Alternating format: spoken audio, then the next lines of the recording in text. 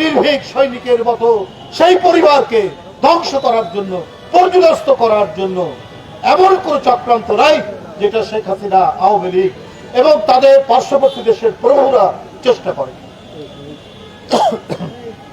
আজকে বন্ধুরা আমার, সেই নেতা আগামী 25শে ডিসেম্বর দেশে ফিরছেন। আজকে সারা দেশে আনন্দের বন্যা বয়ে যাচ্ছে। আজকে সারা দেশে শুভেচ্ছা জানানোর জন্য বাংলাদেশ থেকে লক্ষ লক্ষ মানুষ, বাংলাদেশের বিভিন্ন প্রত্যন্ত অঞ্চল, জেলা থেকে লক্ষ লক্ষ মানুষ ঢাকার দিকে ছুটে আসছেন শুধু প্রিয় নেতাকে এক নজর দেখার জন্য। 17 বছর নিজের দেশ, মাটি, মানুষের কাছ থেকে চক্রান্তমূলক ভাবে তাকে বাধা দিয়ে আটকে রাখা হয়েছে। আজ তিনি আসছেন শুধু এক নজর দেখার জন্য। আজকে মানুষ সমাগম হচ্ছে ঢাকা শহরে। বন্ধুরা আমার, আমরা সরকারের কাছে বলেছি তার পর্যাপ্ত নিরাপত্তা দেওয়ার জন্য। দলের পক্ষ থেকেও আমরা সবাই, প্রত্যেকটি নেতা কর্মী তার নিরাপত্তার জন্য আমরা সবাই কাজ চালিয়ে যাব। সরকার কথা দিয়েছেন তার নিরাপত্তা নিশ্চিত করবেন ইনশাল্লাহ।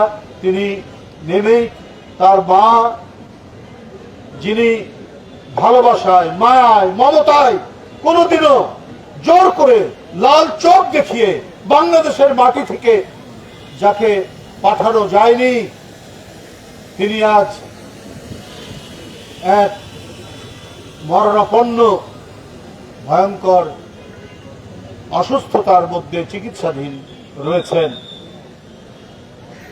এভার কেয়ার হাসপাতালে।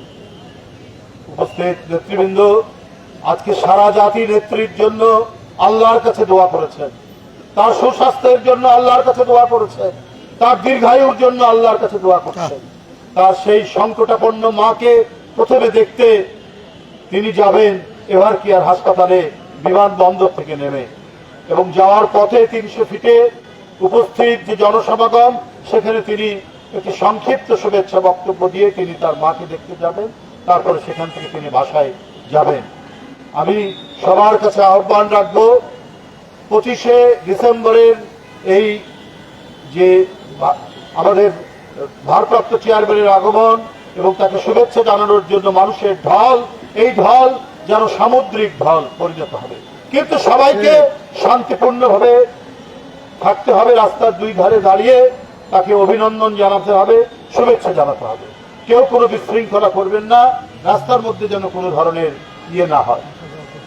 বাসায় যাওয়া পর্যন্ত উনি তার মা দেশনেত্রী বেগম খালেদা জিয়াকে দেখে বাসায় যাওয়া পর্যন্ত আপনারা রাস্তার দুই ধারে উপস্থিত থাকবেন, তার আগে সেখান থেকে যাবেন না।